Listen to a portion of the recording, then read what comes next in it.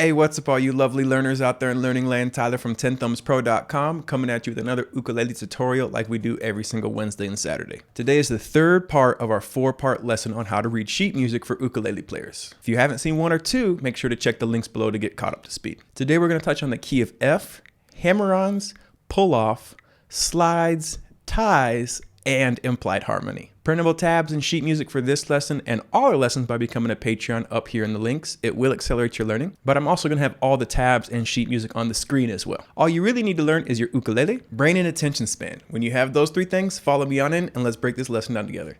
Come on in, let's do it. All right, cool. So here we are again for 3 of our 4 installments on how to read sheet music for ukulele.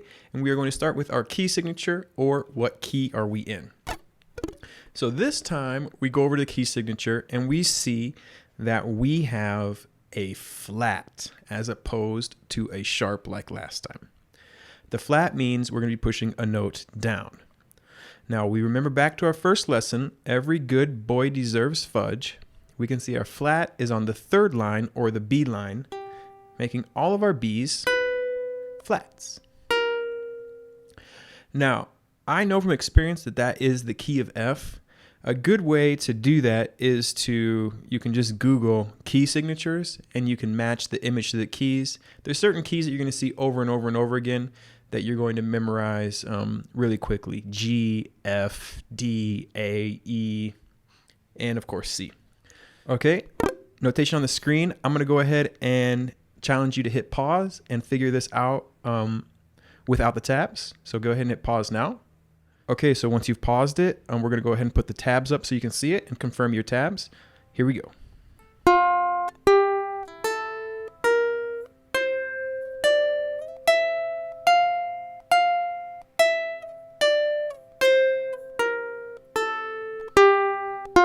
All right, so we can see the only wrinkle was moving that B down to B flat, just like our key signature said. All right, the next thing I want to look at is slides and hammer-ons. If we pull this tab up here, and something called ties. So let's go ahead and pull this sheet music up, and I have the tabs up as well for this one. Those lines that we see going up are sliding lines. So we're going to slide from 1 to 3.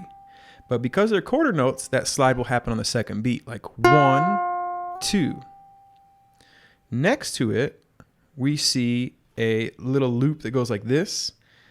That's going to indicate because we are moving up as a hammer-on. The slide will have that line diagonal, but the hammer-on is just going to have the bottom thing.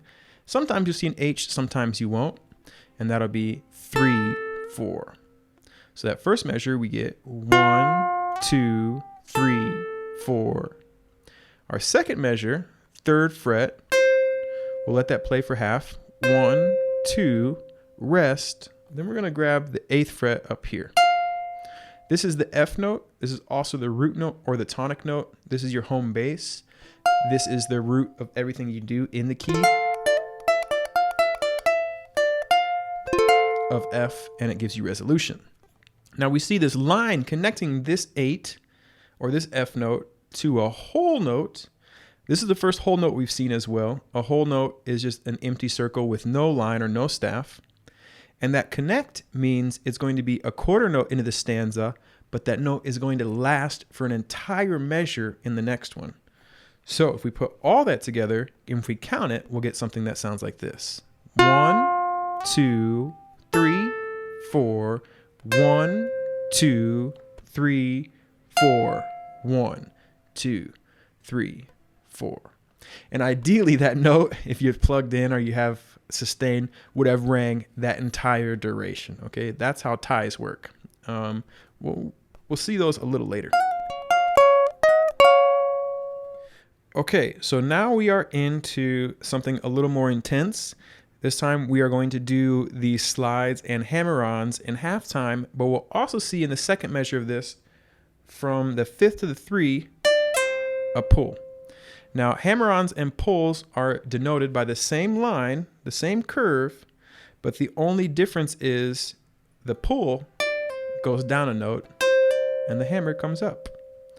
So we put all this together from the 1st fret. Now notice we're in 8th notes with our slides too. So we're going to get 1 and 2 and.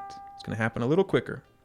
The first measure will be 1 and 2 and 3 and 4 and 1 and 2 and 3 and 4 and we're going to go up and grab the 5th fret, 1, 2, because those are quarter notes, not eighth notes. 1, 2, but then we see for the next one, we get 3 and.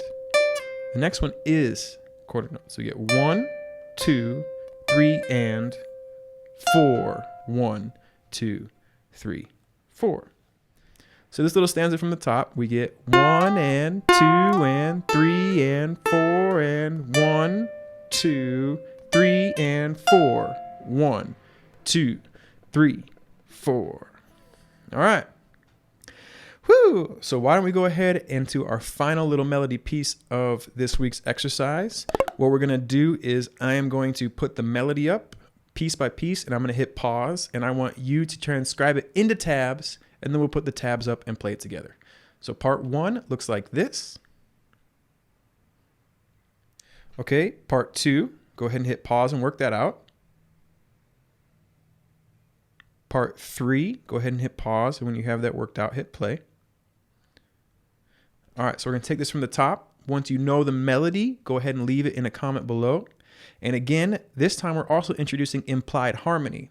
Those little chords that you see above your sheet music are going to be what the chords would be if someone were strumming in the background, or the harmony of the melody. So you'll see, for example, 1st fret, well, that's going to play over an F note. So if someone were strumming in the background, they would be strumming those chords. And that would be the melody over top. Okay, so let's get the tabs up and we're going to play it through. Hopefully these tabs match your tabs. If they don't, go ahead and try to rework that out. And we'll take it from the top. 1, 2, 3, 4.